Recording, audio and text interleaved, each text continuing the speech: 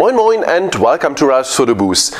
Yeah, after the last small cameras, the Sony Alpha 5000, today we have a real big toy. This is the brand new Nikon D4s, a professional DSLR camera with a full frame sensor. The camera came out in the beginning of the year and some professional photographers used some pre-series models during the Olympic Winter Games in Sochi, and now the camera is available in the market, and so everybody can buy this professional toy. Yeah, so let's talk about the facts of the camera. First of all, we have a full frame sensor, and when the camera came out, there were discussions about the megapixel, and some of the photographers wanted to have a 24 megapixel full frame sensor, but no, the D4s has a 16 megapixel full frame sensor.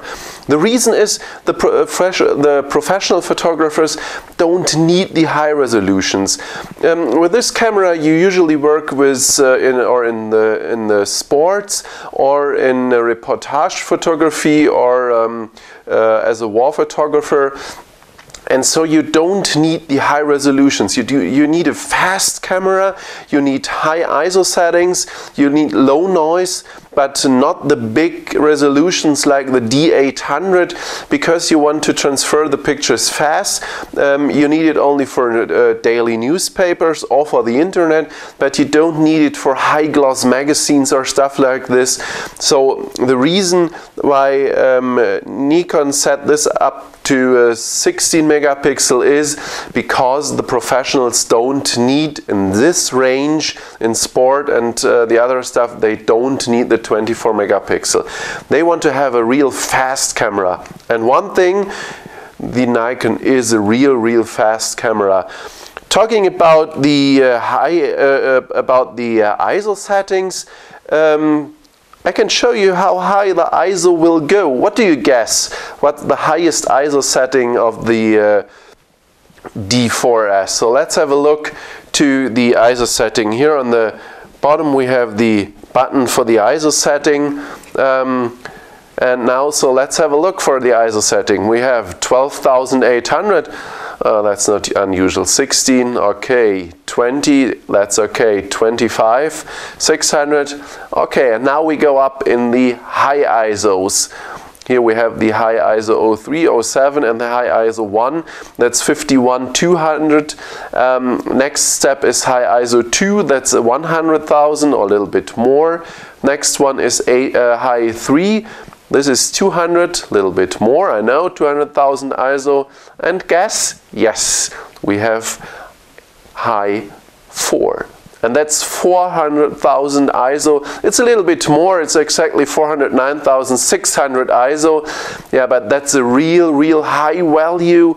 You can almost shoot in the darkness.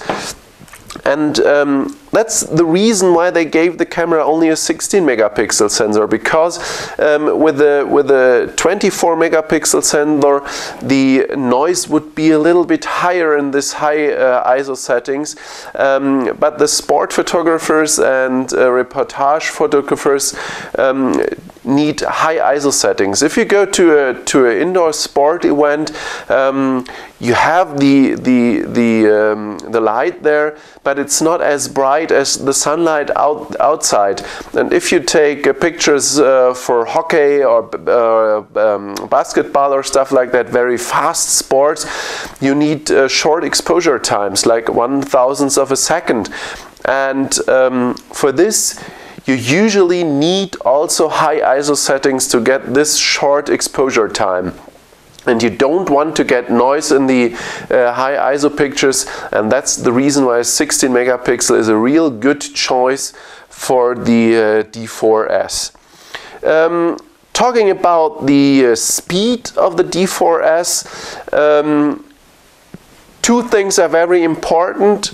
Not talking only about the high ISO quality, but two things talking about speed are very important for sport photographers. That's the autofocus speed and that's the continuous shooting speed. These two things are very, very important.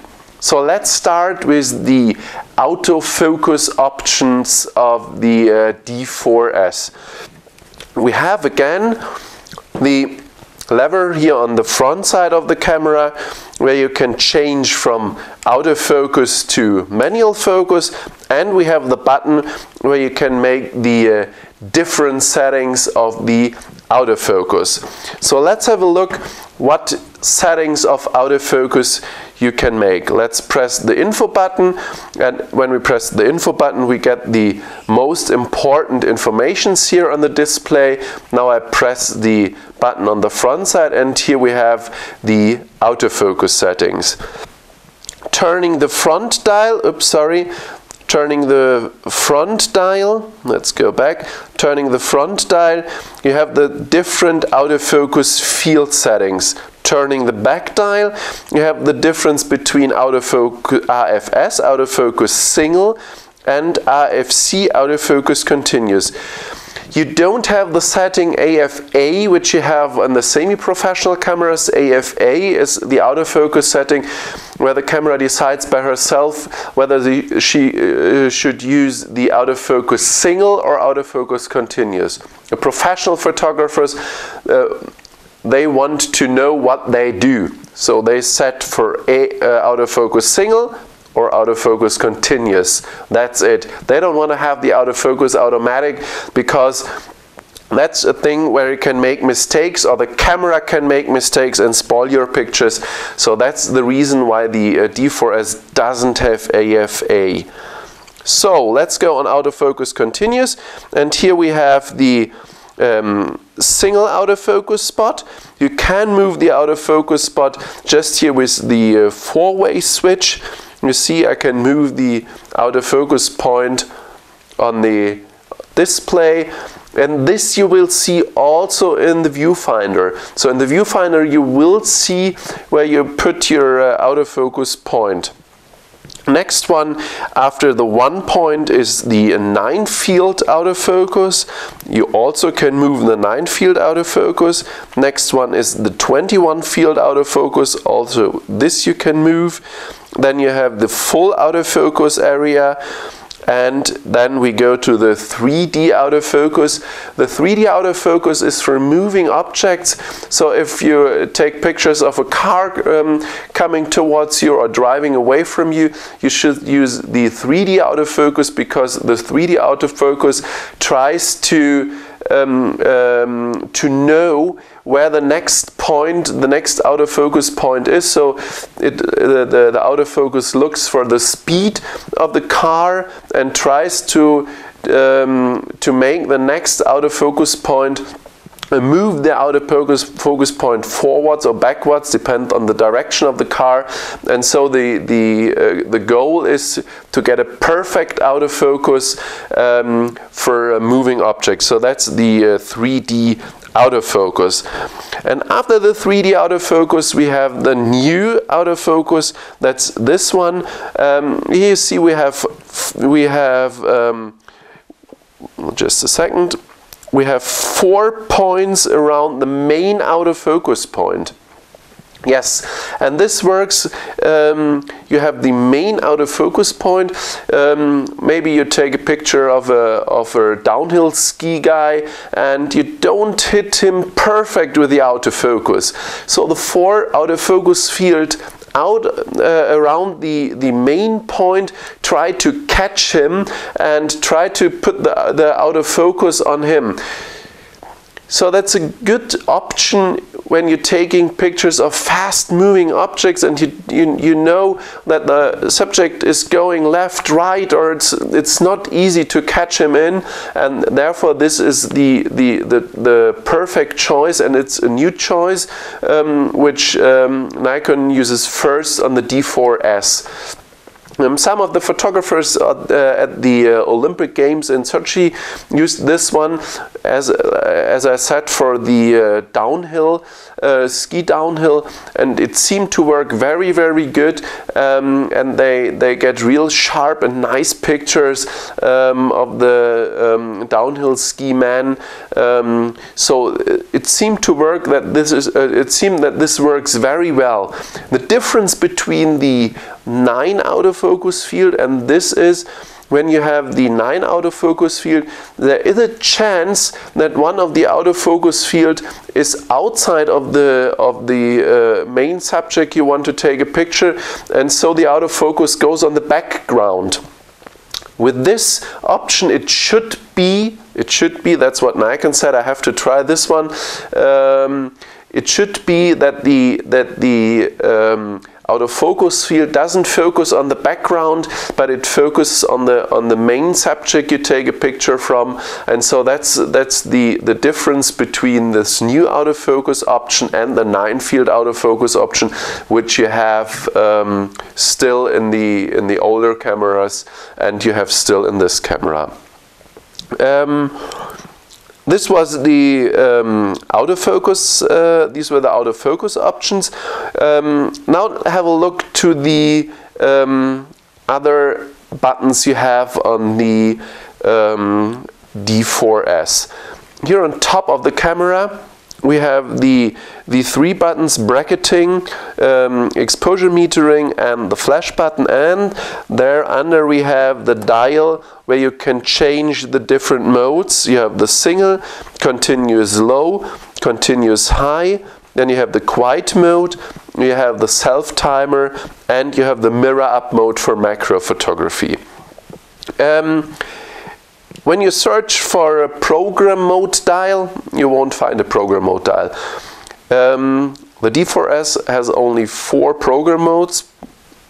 Actually there are 3 in the manual mode, and when you want to change the mode you have to go here. We have the mode button here, and when you press the mode button you see we have the P here, or also we have the, just give me a second, we have the P here. And when you turn the dial, you get the different settings from P, S, where you have the shutter speed, and then we have the A, where you have the aperture, and we have manual mode, where you can change the aperture and the shutter speed on the back dial. And these are the only 4 options you have. There are no scene programs, there are no panoramic mode, there's nothing else, only these 4 options, and that's it.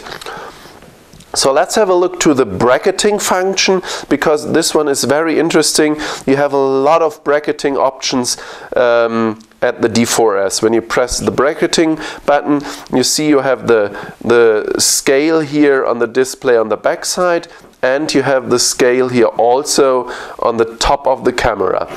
I will show you the options here on the back side. First of all, you can change between the different aperture steps: 0.3, 0.7, 1 full step, 2 full steps, or 3 full steps. So let's go to the 0.7 2/3 steps. And now we turn the back dial, and when you turn the back dial we have 3 pictures, which are shown here also.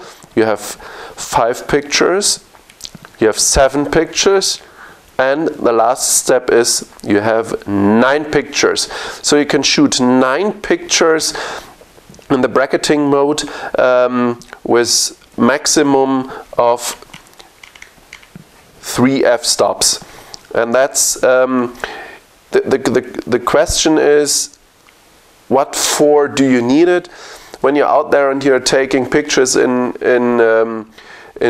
very difficult light situations, the professional, especially in sports, want to change the different settings of aperture and shutter speed. They make a shot with the bracketing function, and that's it. When you ask now how long will this take to take 9 pictures in the bracketing function, I can tell you that's real fast. So let's go up again to 9 f-stops. Let's make 3rd f-stop between, and so we have 9 pictures. Now we go up to the continuous high mode, and now let's have a look how long will it take to make 9 pictures. I put the camera a little bit in front of my microphone so you will hear the speed of the D4s. So first, fasten your seatbelt. That's it. 9 pictures in a row, not 1 second. It's under a second. The D4s makes 11 pictures in a second. And so that's the reason why you can use the bracketing mode in really not every situation, that's for sure, but in a lot of situations you can use the bracketing mode to get a real perfect picture, because you have 9 pictures where you can choose from and one of them is perfect. And another thing, the D4s is so fast, so if you take pictures from a scene which is not very fast, where the spotter is running, but maybe in a city or something like that, and even if you don't use a tripod, the difference between the pictures when you hold the camera very firm and steady is so minimal that you can combine the pictures in Photoshop to one HDR pictures and make a perfect picture out of this, because the speed is so high. So, give you an example. I hold the camera very steady and firm. Here's my scene in front of me, and maybe in a city or something like that. I'm on the camera, and now here we go. That's it. And believe me, the difference in the single picture is so minimal that when you're real good in Photoshop, in my opinion, it's absolutely no problem to combine these 9 pictures to one picture, or combine 2 or 3 pictures to an HDR picture with a real high contrast setting. Okay, so this is the speed of the D4s, and in my opinion that's a real high speed, and I like this one very much. I like the sound. Want to hear it again? Okay. So that's the sound of the D4s. Yeah, what else do we have? We have the direct buttons for the bracketing, for ISO. Here we have the direct button for setting the quality, the white balance. We have the info button for the info field, magnifying and menu button. Menu I show you later on. Then we have the 4-way button here. You can lock the 4-way button with this one, and you have the small button here. That's for moving the autofocus field, because when you look through the viewfinder, you can move the autofocus field very fast with this small button. And also if you use the portrait mode, because the camera has a built-in portrait or battery holder, or how do you name this? This is built in, and even in the portrait mode you have the dial here, and you have the small button here in the portrait mode. So if you use the camera in the portrait mode, you can move the autofocus field also very easy with this button. Yeah, that's working fast. That's for the sport photographers. That's one of the most important things, working fast. And the camera gives you the best opportunities to work fast. Yeah, on the top, what I said before, we have the mode button to change between PASM, we have the exposure correction button, and we have the button to start a movie. Movie is one point we come later on to. Yeah, on the front of the camera we have 2 buttons, the function and the, yeah, there are 2 function buttons. You can customize these 2 function buttons. Yeah, looking for the card compartment. Usually you know that the most cameras uses SD cards. When you have a look at the compartment here, you will see there are no SD cards. We still have the compact flash cards. These are the compact flash cards, and we have a slot for a second card, and that's the XQD card. That's a new card format which you can use here, very fast card. So this is XQD card and compact flash. You can customize both cards, so you have a backup, or you have an overflow, or you can save the JPEG on the one card and the RAW format on the other card. That's one of the options you have in the menu. We have a live view mode here. Pressing the live view button, we come into the live view mode, and we have the video mode. Turning the lever here to the video function, you will see you have the microphone level here, and the different video settings. Also, you can change the setting of the oops, I started a video.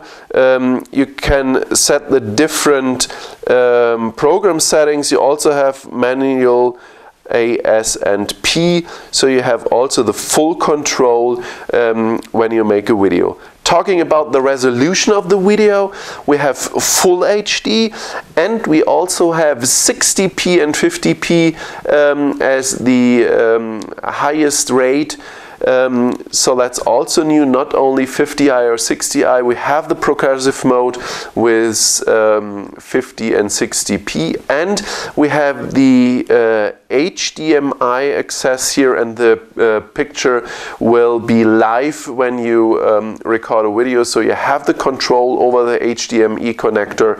You can put an external screen on the camera to control your picture. So live view goes out over the HDMI access. Talking about the different options here on the side of the camera, what I said, we have the HDMI and we have the internet connection with 185 megabits per second, so real fast Ethernet connection. So if you shoot in the studio, you can transmit the pictures very fast over the Ethernet connector. Then we have the microphone and headphone connector for video. We have the USB connector, and then we have connectors for the Wi-Fi connector, GPS connector, and the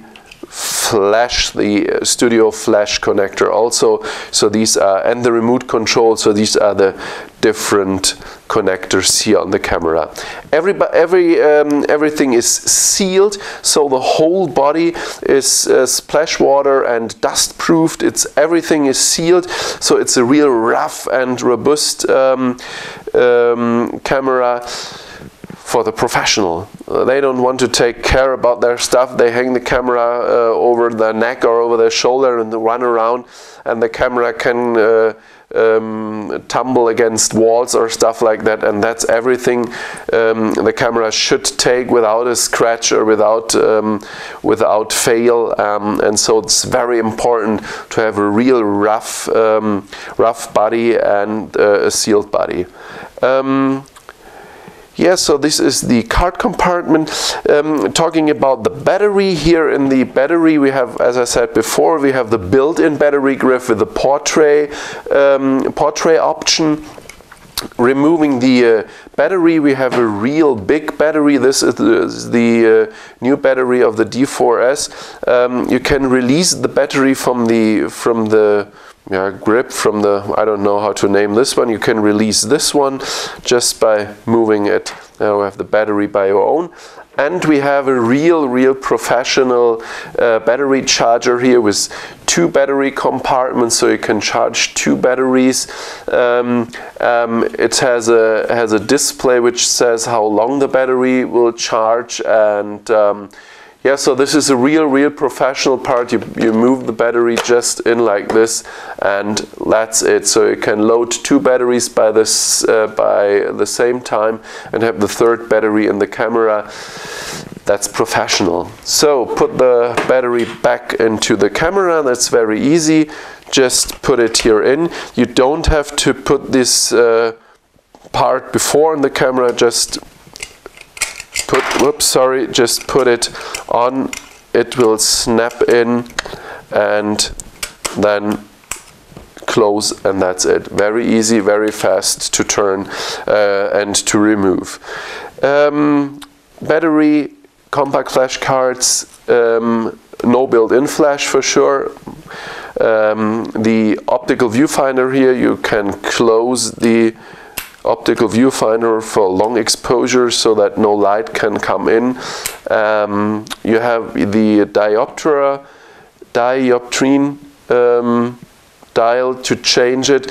You have to move this one out, so that's very good because it cannot change unexpected or accidentally. You have to move this small button here out. You can see this a little bit better. Here we are, and you have to move it out to change the correction of the viewfinder. Yeah, I mean, you see, this is the real professional camera with the most functions. You have direct access, and that's very important for the professionals. And this is real good for the D4s. And I think the concept is a real good one. It's a little bit.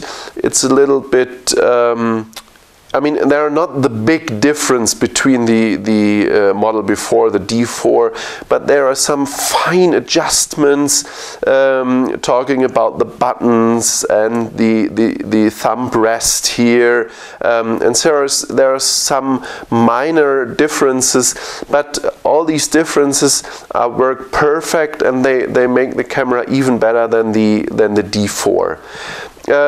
So let's have a look into the menu of the D4s. When we go to the menu, we have the shooting menu bank, where you can set up, oops, sorry, that was the wrong one. Here we go up to the shooting bank menu, where you have 4 different settings which you can save. So you can save a setting for sports indoor, sports outdoor, or something like that, and you can put the perfect setting for this situation, and all the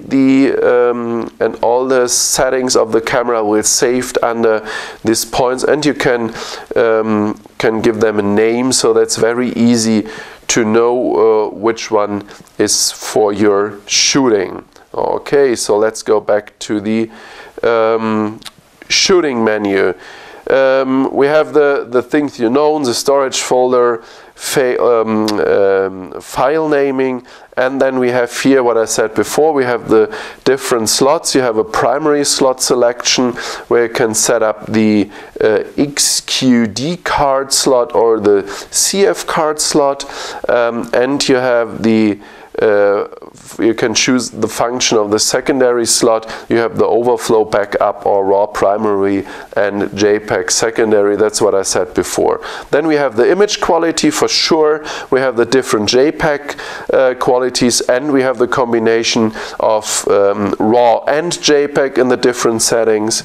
Then we have the setting for the JPEG recordings, image size, and compression.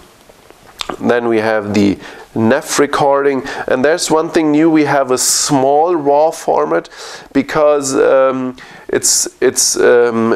has a lower resolution than the full 16 megapixel. I think it's 4 megapixel, because when the photographer knows he only shoots for internet, he don't need the 16 megapixel. He can use also the 4 megapixels, the small RAW resolution format, because the transmission is faster, and it's a little bit faster, especially when you use a Wi-Fi connection. The smaller file size is much faster when you transmit it, and so that's a good choice to use the small RAW format if you're in this special situation.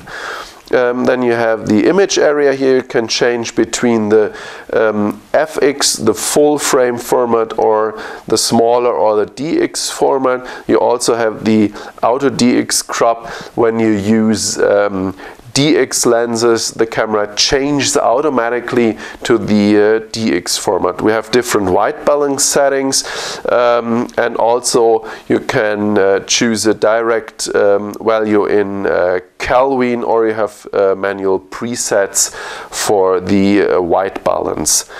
The only thing which you can individualize in the picture control is this one. You have standard, neutral, vivid, monochrome, portrait and landscape. You don't have any fun filters like a toy filter or stuff like that. That's a professional camera, you know. That's a real professional, and there are no toy filters, no panorama, and nothing stuff like this. You only have these picture controls, and that's it. And in the picture controls, you can individualize the different settings. Going for the monochrome setting, you have sharpening, contrast, brightness, and you have the different filter effects from yellow, green, red, orange, and you have the different tonings for the sepia effect or something like that. You have the different tonings, so you can individualize the picture control. Then you have color space, sRGB or Adobe RGB, active lighting, vignette control and auto distortion control, line exposure, noise direction, high ISO noise reduction, ISO sensitivity settings. You have an interval timer shooting. You have you can make some settings in the live view photography, and you have here is also the time lapse. You can also use the time lapse, and you have the movie settings. And here we go to the movie settings.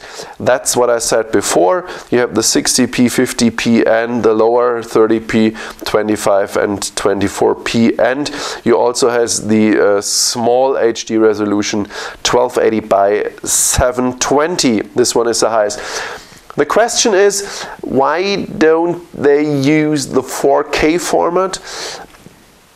The processor is very, very fast, so that shouldn't be a problem. The resolution of the sensor is also high enough for 4K. Yeah, so Nikon said no, at this time we don't have 4K, but I think there's an option for a firmware update so that also the D4s has the 4K option, because this would be fantastic. This camera with a 4K option, this would be absolutely perfect, because then you could make real professional 4K videos with this camera. So let's see what Nikon does in the future. I don't know, maybe they will have a 4K option with the firmware update. Next point is the custom settings, and here in the custom settings we have lots to look for. I don't go for the custom setting menu point by point. I only show you the most important points.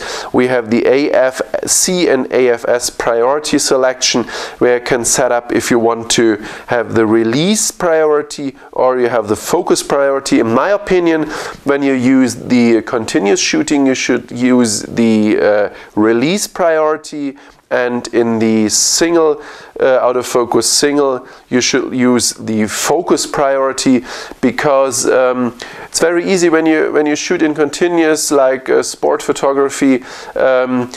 You should take the picture even if it's not sharp. I think I would die if I have a very, very good scene in front of my camera and the camera waits to get the autofocus, because I have the setting for autofocus continuous and on AF priority and not on shutter priority. So in my opinion, you have to use the shutter priority in AFC. And in AFS, okay, you take portraits or stills or something like that. There it's a good choice to have the AF priority. Okay, focus tracking, AF activation, focus point illumination in the viewfinder, and so on. I go a little bit faster through to the different settings here.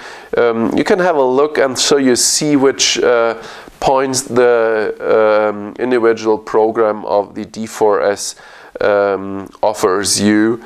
You see you have the self-timer. You can change the different self-timer settings, monitor off delay, the different beep, continuous shooting speed. You have the high continuous shooting speed, what I said before. You have 11 frames per second, and you have the low speed, where you can change from 4, 5, 6, 7, 8, 9 or 10 frames per second in the continuous low setting.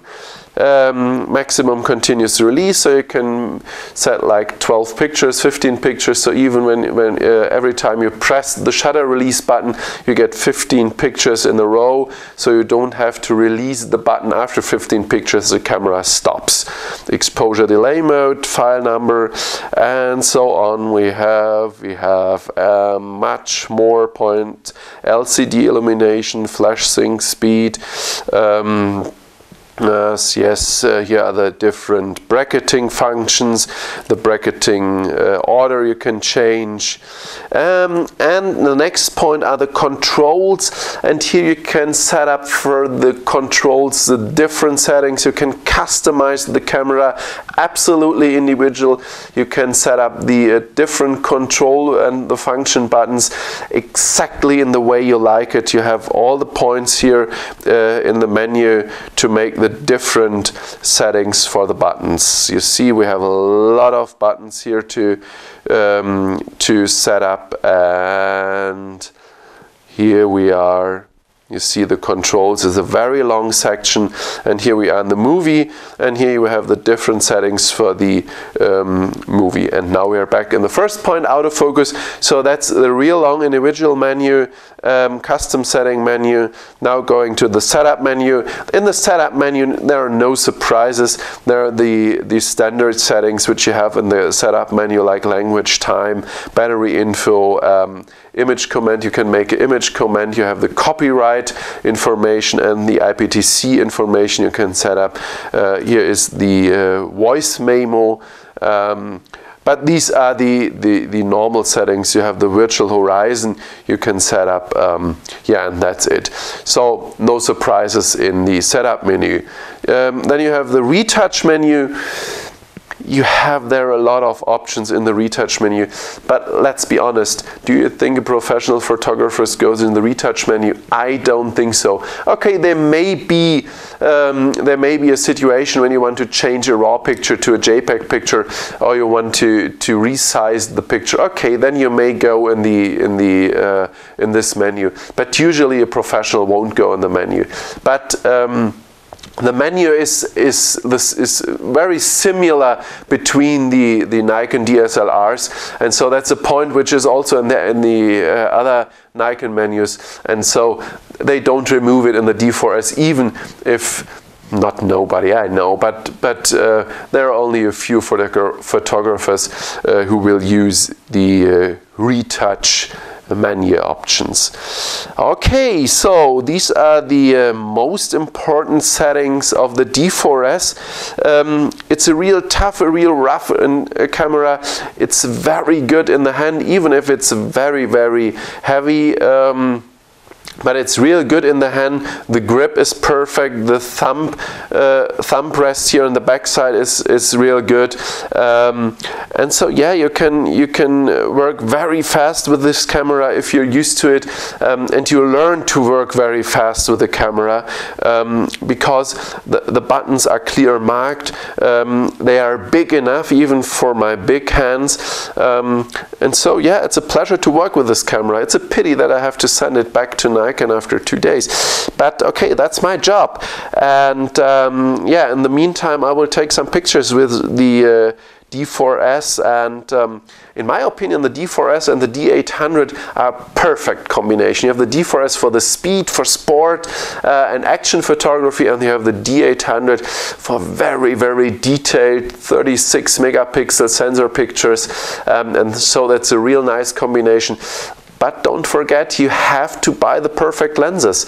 If you use a full frame camera with cheap lenses, that's a pity. You shouldn't use a full frame camera with cheap lenses. You have to use expensive lenses. You have to use good lenses. So only if you use good lenses, you will have best picture quality and you will have fun. And that's one of the most important things. Fun with this camera. Remember? That's fun. That's real fun of the D4s. That's speed and that's fun. And you have the fun with the right lenses.